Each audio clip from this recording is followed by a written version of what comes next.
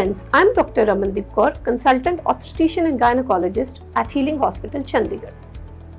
Breast milk माँ की तरफ से एक आशीर्वाद है अपने नवजात बेबी के लिए। अगर एक माँ अपने बच्चे को अपनी फीड देती है या ब्रेस्ट फीड करवाती है, बच्चे की ग्रोथ एंड डेवलपमेंट एंड उसकी इम्यूनिटी लॉन्ग रन में बहुत अच्छी होती है।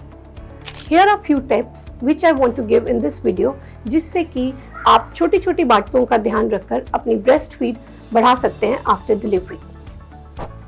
सबसे पहले डिलीवरी के बाद माँ को हर 2 से 3 घंटे में अपने बच्चे को ब्रेस्ट फीड करवाना चाहिए। डिलीवरी के शुरुआती दिनों में, पहले या दूसरे दिन में, इवन अगर नॉर्मल या सिजेरियन डिलीवरी हुई हो, ब्रेस्ट फीड थोड़ी कम होती है। It takes at least 4 to 5 days ताकि आपकी ब्रेस्ट फीड अच्छे से एस्टैब्लिश हो सके। बट इस चीज का ध्यान रखना है कि इनिशियल डेज में इवन अगर 1 या 2 ड्रॉप्स भी फीड के आते हैं, try to feed your baby. अगर बेबी ब्रेस्ट फीड लेता है, उस पंपिंग या सकिंग एक्शन से आपके ब्रेन के हार्मोन्स में से more oxytocin is release so that आपकी ब्रेस्ट जो सिक्रीशन है या उसकी प्रोडक्शन है बढ़ सके। If you stop feeding your baby या अगर आप फीड देना बंद कर देते हैं तो अल्टीमेटली आपकी ब्रेस्ट सिक्रीशन या ब्रेस्ट मिल्क सिक्रीशन कम हो सकती है। सो अगर फीड आए या ना आए या किसी कारणवश आप बच्चे को फीड नहीं दे पा रहे हैं, स्टिल 2 या 3 घंटे में आप बेबी को अपने ब्रेस्ट के साथ लगाएं ताकि इसकी सिक्रीशन बढ़ सके। सेकेंडली, अगर किसी कारणवश आप बेबी को फीड नहीं दे पा रहे हैं या बेबी ने फॉर्मूला फीड दिया है बट स्टिल आपकी फीड बन रही है, आप काइंडली ब्रेस्ट पंप्स, आजकल इलेक्ट्रिकल या मैनुअल ब्रेस्ट पंप्स है जिससे आप अपनी फीड निकाल सकते हैं। सबसे इम्पोर्टेंट बात, अपनी डाइट में किन किन चीज़ों का ध्यान रखें जिससे आपकी फीड बढ़ सकती है। सबसे पहले मेथी दाना, जो हर इंडियन फैमिली में, हर घर में किचन में होता है। आप उसको भिगो के पी सकते हैं या आप उसको डायरेक्टली अपने खाने में डाल सकते हैं, बिकॉज इससे आपकी ब्रेस्ट मिल्क प्रोडक्शन काफ़ी हद तक बढ़ती है। सेकेंडली, सौंफ इन एनी फॉर्म, इधर आप उसको दूध में डाल के ले सकते हैं या आप सिंपल ऐसे ही अपनी डाइट के बाद कुछ दाने सौंफ के ले सकते हैं, जिससे भी आपकी ब्रेस्ट मिल्क प्रोडक्शन इंप्रूव हो सकती है।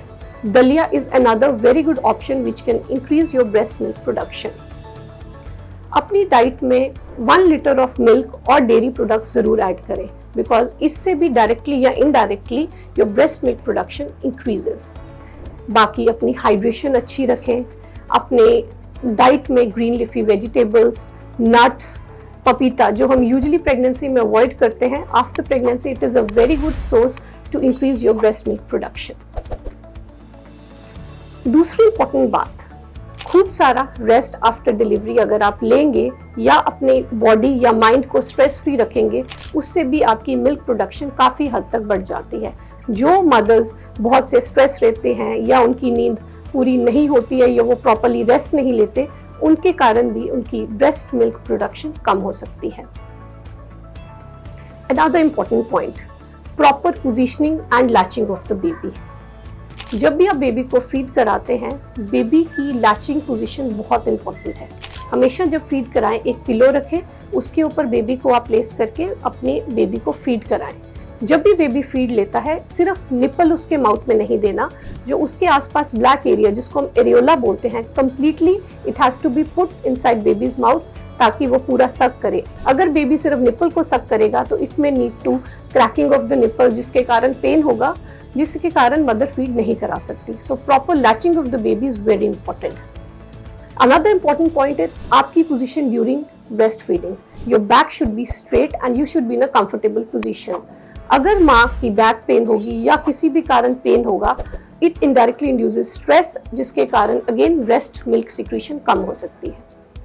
लास्टली, फिर भी अगर आपकी ब्रेस्ट milk production नहीं हो रही है, you can always consult your doctors because there are few medicines which can improve in increasing its secretion. So these are important home remedies as well as few points which you should keep in mind, जिससे आपकी breast milk secretion बढ़ सकती है और आप अपने बच्चे की ग्रोथ में एक बहुत बड़ा योगदान दे सकते हैं उनको ब्रेस्ट फीड करवाकर। Thank you, wishing you a safe motherhood.